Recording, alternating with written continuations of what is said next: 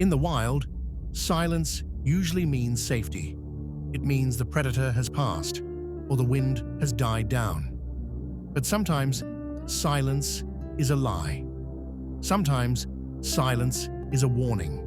It means something massive is moving through the brush, displacing air and crushing moss, yet somehow not breaking a single twig. We have a strange, almost confused relationship with the bear. We turn them into teddy bears. We name them, we cartoon them, and we think we know them because they can stand on two legs like us. It creates an uncanny familiarity, a mirror image of ourselves, just bigger, furrier, and infinitely more dangerous. Because they can sit like us and stand like us, we project our own fragility onto them. But make no mistake, the bear is not a cuddly giant, and it is not a human in a fur suit. It is perhaps nature's most perfect biological engine. It is a creature of impossible paradoxes, heavy enough to crush a car, but quiet enough to sneak up on a fawn. Dormant for half the year, but instantly aware when woken.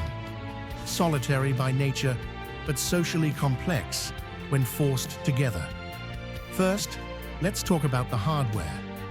If you are in the woods, the bear knows you are there long before you see it. In fact, it might know you're there before you even know you're there. A human relies on sight. We are visual creatures. We trust what we can see. A dog relies on smell, and we respect that. But a bear is basically a nose with legs. Their sense of smell is estimated to be 7 times stronger than a bloodhound's and 2,100 times better than yours. To understand this, you have to look at the anatomy. The area inside a nose that detects scent is called the nasal mucosa. In a human, that area is about the size of a postage stamp. In a bear, it's massive, hundreds of times larger. But it's not just size, it's architecture. Their nasal cavity is filled with turbinates, honeycomb-like structures of bone that fold over and over. Think of it like a radiator in a car. By folding the material, you pack a massive amount of surface area into a small space. This maximizes the area for scent receptors to latch onto. It turns their snout into a high-powered vacuum for molecules. And it's not just the nose, it's the processing power. The olfactory bulb in a bear's brain, the part that analyzes smell, is 5 times larger than ours, despite their brains being roughly a third of the size. They are dedicating a massive amount of their CPU solely to analyzing the air. This allows them to do things that seem physically impossible. They can detect a rotting carcass from nearly 20 miles away if the wind is right. They can smell food underwater. They possess the Jacobson's organ, a vomeronasal organ used to detect pheromones, allowing them to track a mate across a mountain range by detecting individual chemical markers in a chemically noisy forest.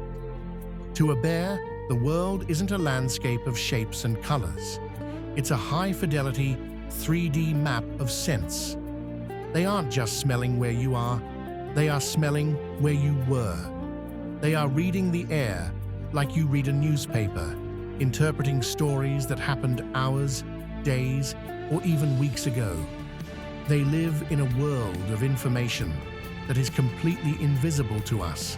There is a dangerous myth that because bears look heavy, they are slow. They have a rolling gait. They look lumbering. They have loose skin and thick fur that hides their musculature. This is mostly because they are plantigrade walkers, meaning they walk flat on their soles, like humans, rather than on their toes, digitigrade, like cats or dogs. Biologically, plantigrade walking is usually slower. It's less springy. But the bear breaks this rule through sheer force. The bear is built for explosive power. When the switch flips, that clumsy waddle vanishes, replaced by a terrifyingly efficient gallop. Unlike big cats that rely on a flexible spine for speed, bears rely on sheer muscular output and leverage. Despite weighing hundreds of pounds, sometimes over 1,000, they can hit speeds of up to 30 or 35 miles per hour. Let's put that in perspective.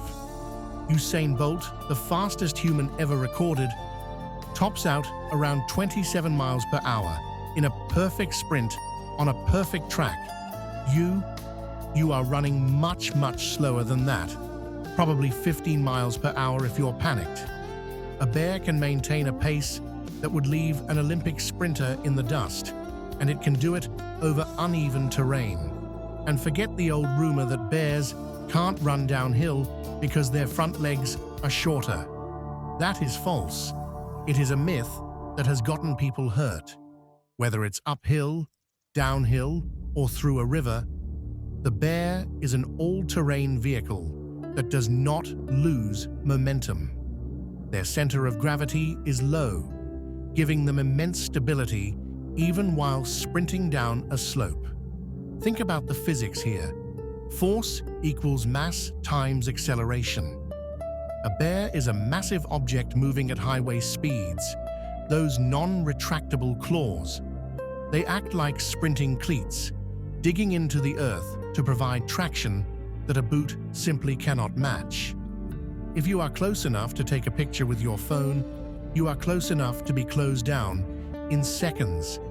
They are not just fast runners, they are fast swimmers, capable of crossing miles of open water without stopping. They are endurance engines wrapped in sprint muscle. But the most insane thing about the bear isn't how it moves, it's how it stops. It is the only animal of its size that can simply opt out of winter. We call it hibernation, but biologically, it's a superpower that medical science is desperately trying to understand. Imagine going to sleep for 5 to 7 months, no food, no water, and, crucially, no bathroom breaks. If a human did this, it would be a medical catastrophe. Our muscles would wither within weeks, atrophy. Our bones would become brittle from calcium loss, osteoporosis. Our kidneys would fail from the buildup of waste toxins like urea. We would die of toxicity or heart failure. The bear does not die. It recycles. It pulls off a metabolic magic trick. It processes its own waste. In a normal mammal, the breakdown of protein creates ammonia, which turns into urea, which must be peed out. But the bear takes that urea and breaks it back down into nitrogen, which it then uses to build new amino acids. It essentially eats its own waste to build muscle while it sleeps. It slows its heart rate down to a crawl, sometimes just a few beats per minute. It turns into a self-sustaining closed-loop chemical plant. Even more incredible, female bears can give birth and nurse young during this state, producing high-fat milk while not drinking a drop of water. The bear represents the untamed part of the world. It is the king of the woods, not because it is cruel, but because it is complete. It is a survival machine that has mastered every terrain it touches. It is biology pushed to the absolute limit of what is possible. It is a tank with a supercomputer for a brain and a chemical laboratory for a stomach.